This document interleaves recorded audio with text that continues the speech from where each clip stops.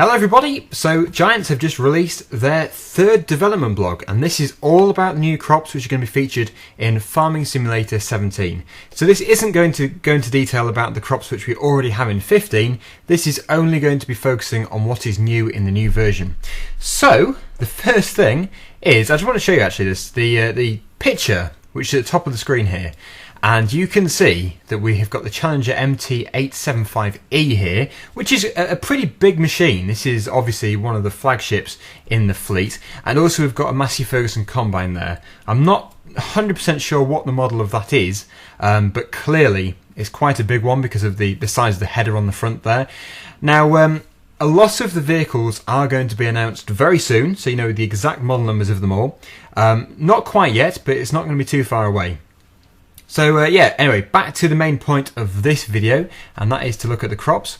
So, we can see first of all sunflowers. We've got a nice field of sunflowers just here, and yeah, I believe they do actually turn to face the sun, which is quite an interesting and clever idea to put into Farming Simulator, because in real life that does obviously happen. A plant does turn around and a tree does grow towards where the light is, and phototropism is actually the word for that.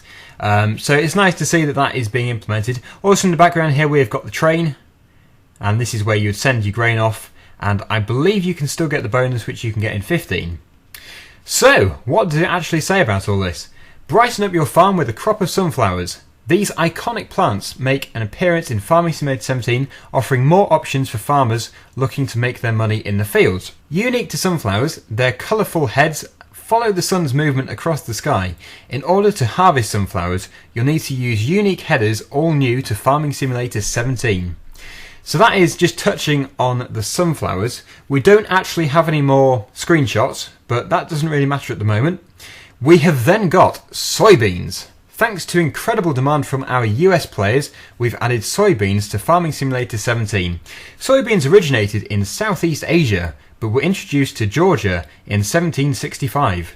Today they are a classic American crop, widely produced across 31 states, so that is going to be very interesting, especially for the base game map, which is obviously based in America, so that is going to be very fitting. Okay, poplars. Poplars fall somewhere between forestry and crops. This is because they are trees, technically. You can harvest poplars with the help of a forage harvester and special header in conjunction with a trailer in order to obtain a plethora of wood chips. These wood chips can then be converted into energy by transporting them to the McLean biomass heating plant in Goldcrest Valley. So, yes, that is definitely something new. It's, well, that is basically biomass, so yeah, biomass can always be added to in Farming Simulator. There hasn't been a great deal of it, because currently all you can do is just chip a tree. But now you can do this with a forage harvester, or, as it does say, with the special header. It's going to be very nice to have this in the game. So, looking forward to that. Right, this one is one which I am quite interested about. It is the oilseed radishes. Oilseed radish is a special crop as you don't harvest it at the end of its cycle. Instead you dig it in, or basically cultivate it in. Once the plants are visible, use a cultivator on the field in order to utilise it as a green manure crop.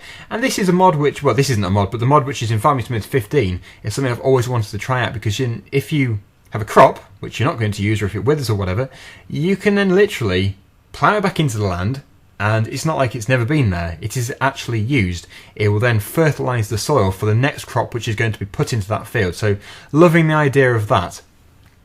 This offers an alternate way for you to fertilise the field, increasing the yield by 30%. So, I'm guessing that is actually the equivalent of using a fertiliser spreader or a sprayer. So yeah, thank you very much to Giants for producing yet another development blog. It's always very interesting to read, and hopefully you've enjoyed it as well. I will put a link for the original blog down below, so you can go and take a look at it yourself, and also so you can follow Farming Simulator on Facebook. But that is it for this instalment. Thank you very much for watching, and please stay tuned for the next video. Until then, see you again soon. Bye for now.